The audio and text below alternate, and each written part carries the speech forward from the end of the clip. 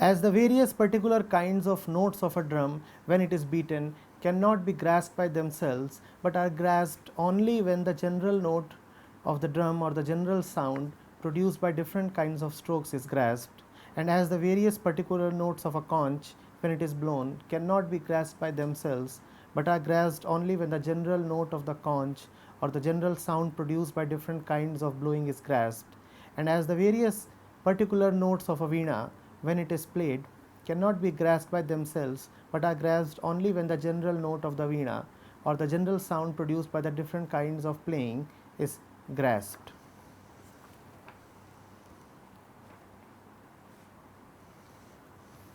We never know the total. These senses are limited, the mind is limited, the grasping power is limited. We look at only the partial, and we are not humble enough to admit that we are men of parts. What do? We term the part as the total. As persons, obviously the total is beyond our reach. But if the total is beyond reach, one still has an opportunity, and that opportunity is to be totally humble. That opportunity is to humbly admit that all that this mind can know is little and partial. But you know the partial and you think of yourself as very clever. You start concluding, you start acting, you start deciding and doing. And that is hell, that is foolishness.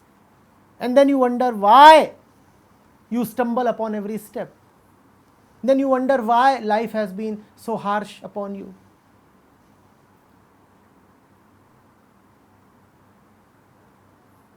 That cliched metaphor of the blind man feeling the elephant is age old and still so relevant. And the totality, the reality, is much bigger than the elephant, just as we are much more blind than the blind men. It is quite possible that one day the blind men will be able to feel, touch and know the entirety of the elephant, but it is not at all possible that even if unlimited time is given to us, we will be able to one day know the truth using the intellect and the senses and the mind. The truth is not a function of time. The truth is not a function of experience. You can have all the experience of the world and still you would be as distant from the truth as anybody else if you do not have the humility to admit that you are just a part, a figment, a fraction, a negligible grain of sand in an endless desert.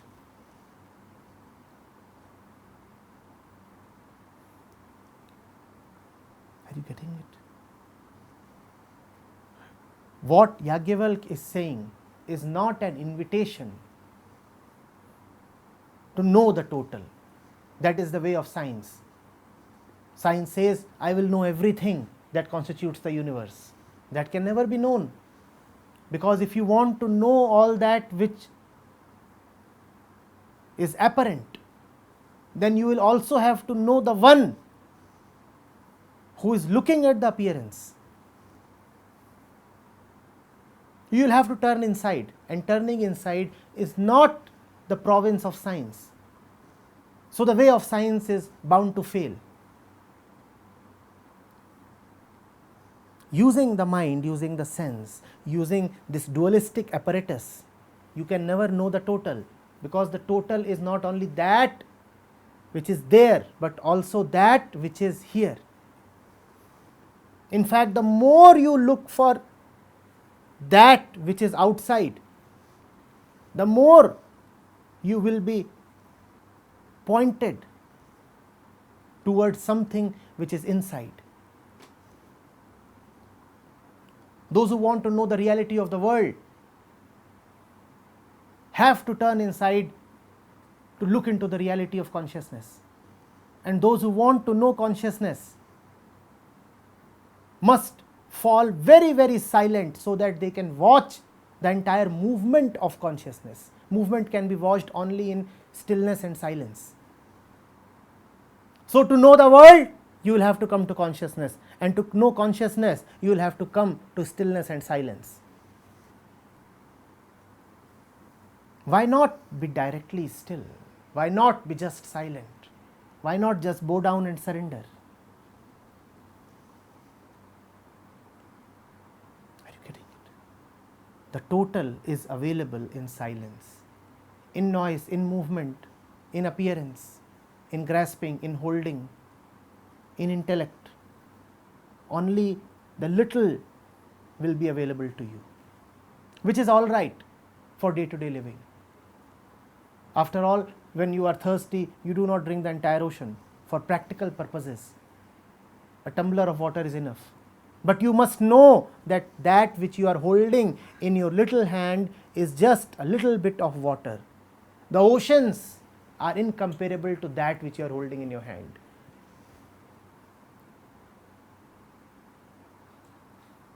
Are you getting it?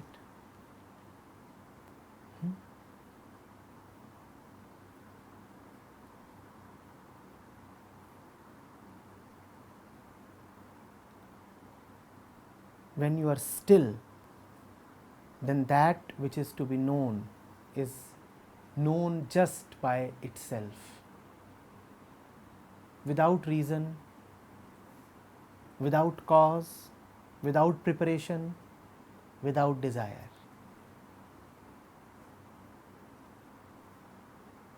In your silence, all the mysteries are solved.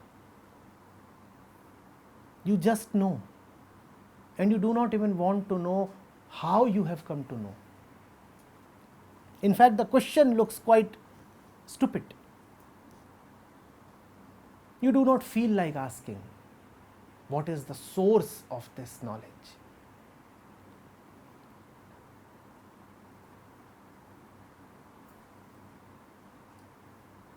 Having really been determined to know, you go past little curiosities.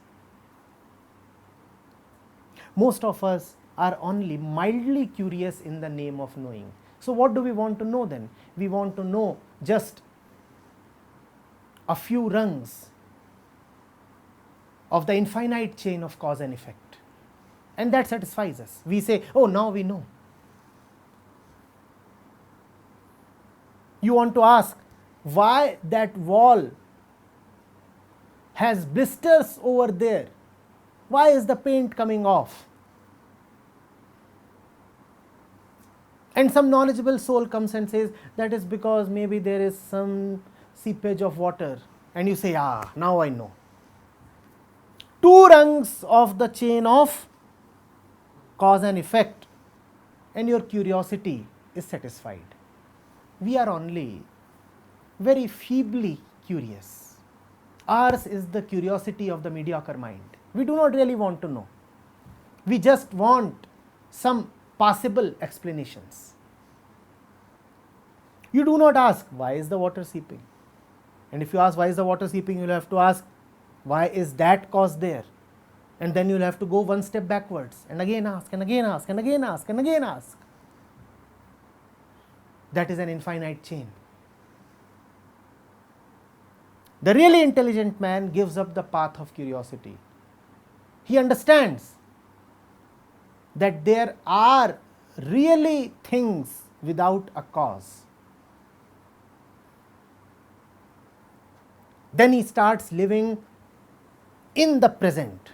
To live in the present means to not to bother about the cause, because the past appears as the cause of the present. That is how it appears, right? Whatever is happening now is happening because of something in the past. If you are wedded to curiosity, then you are wedded to memories, because all curiosities will only take you back to the past and memories. The really intelligent man does not bother for the cause. He will not ask why are people fighting. He will just see them fighting and say, now that is something that I do not like. Asking for reasons of the conflict will only take you backwards and backwards and backwards and backwards and backwards, and ultimately you will reach the age of dinosaurs, and still you would not know the complete reason. You would still be as far away from the source reason as you were in the beginning.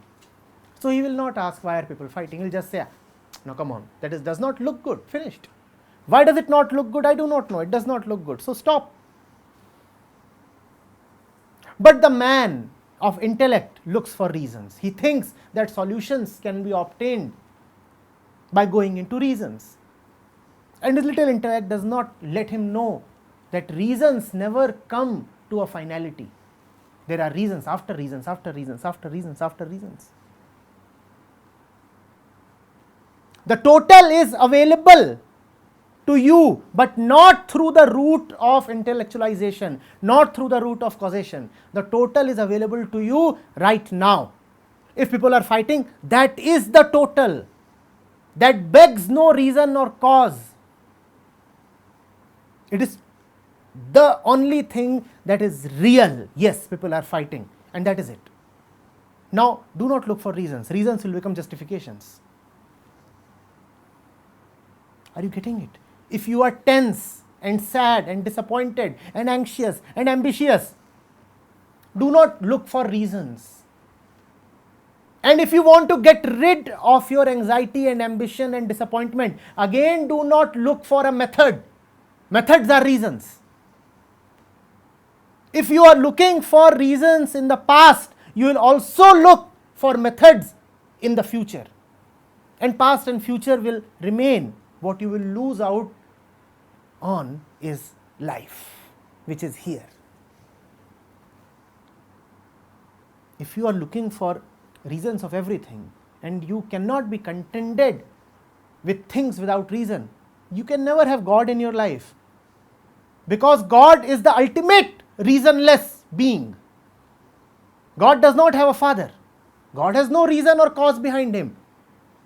And you look for reasons for everything. If you want everything for a reason, then you can never have God. God has no reason. God was never born. God does not come from anywhere. No reason, no cause, no effect. Only that, only this. The total is available in silence. The total is available when your mind is not wandering here and there, not in past, not in future, not in causes, not in future effects. You see this and you know, just like this. That is the total. Are you getting it? It is counter to common sense. If you will start applying intellect, you will only get contrary arguments. The mind will say, when you want the total, obviously you look for this and that, you look far and wide.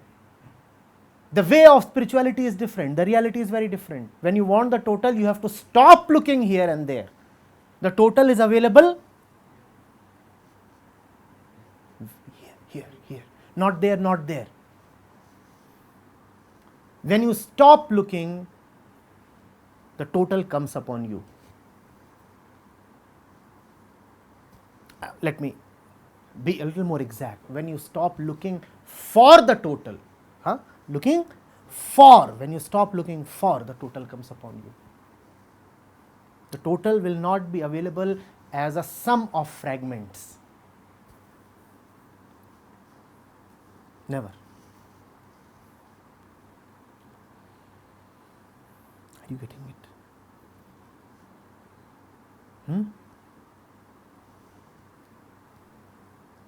Well, Maitreyi got it quite quickly, and that proves that she already had it.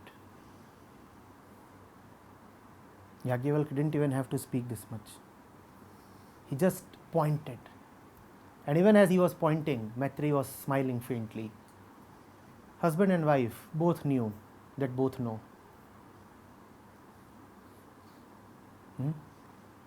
It's fun teaching the other when one does not need to teach.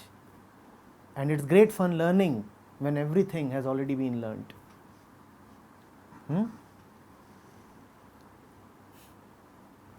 That's the game being played between the husband and wife here. He has already taught everything, she has already learnt everything, and now it's such fun. Like fighting after you have won the war. Just for fun. Nothing is to be gained. No fear, no accomplishment.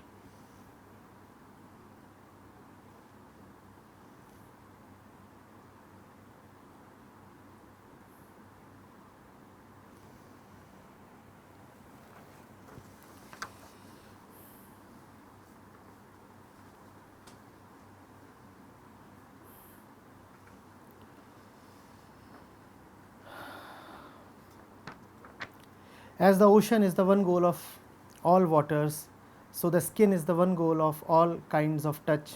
The nostrils are the one goal of all smells, the tongue is the one goal of all savors, the ear is the one goal of all sounds, the mind is the one goal of all deliberations, the intellect is the one goal of all forms of knowledge, the hands are the one goal of all actions, the organ of generation is the one goal of all kinds of enjoyment, the excretory organ is the one goal of all excretions, the feet are the one goal of all kinds of walking, the organ of speech is the one goal of all the Vedas.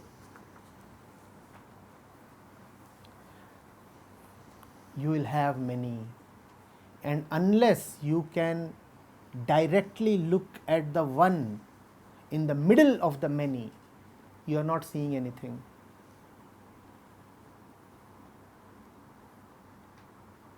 You are not seeing anything. You see so much, but have you ever seen that behind all the things that you see, there is just the one who sees? You get lost in all the diverse things that you, and you never are able to be one with the one who. That's what Yagyavals is pointing at. You taste so many different things, but do you know the one who is behind all tastes? And that one, if he is not there, then no taste is any taste to you. Does a dead man not have tongue? Does a dead man not have eyes? Alright, forget the dead man. When you are asleep, do your eyes pop out? Do you keep your eyes somewhere else safe when you retire to sleep? The eyes are still there, but you cannot see. Do the eyes see then? Is it the eyes that see? Had the eyes been the ones that see, then eyes are there even with the dead man and the sleeping man. Why don't they see? Why don't they see? But as long as these eyes look only outwards, you will live in the illusion that it is the eyes that see.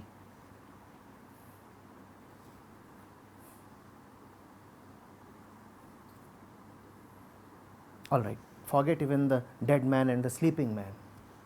When the mind is lost in thoughts, are the eyes seeing? Are the eyes seeing? You are sitting over here looking right in front and the mind is elsewhere. Now are the eyes seeing? So is it the eyes that see? Is it the eyes that see? Spirituality is just this one question. Who sees? Who is the watcher? And asking this one question, one returns to himself. I am the seer, I am the watcher. The watcher am I. When I am gone, then these eyes do not see. When these eyes lose touch with me, then these eyes do not see. When the mind loses touch with the reality and is lost in imaginations. Do the eyes see anymore? So I am the one to whom the eyes must be devoted if the eyes are to see. I am the one to whom the mind must be devoted if the mind is to see. Are you getting it? We see 1,000 things, but do you know why those 1,000 things are there? They are there so that you may accidentally or by sheer grace one day start seeing yourself. Every single object in the universe is a messenger, is a pointer. It is telling you, do you look at me? Ha! Do you look only at me? Now come on, you cannot be so stupid. Do you look at me? You say yes. Then it asks, do you look only at me? Am I only that much? Am I just what I appear to be? But we fail to go beyond appearances. We fail to go beyond duality. We fail to go beyond this unidirectional approach. The looking fails to turn into itself. Ulati samana aap mein hua Brahma saman. That doesn't happen.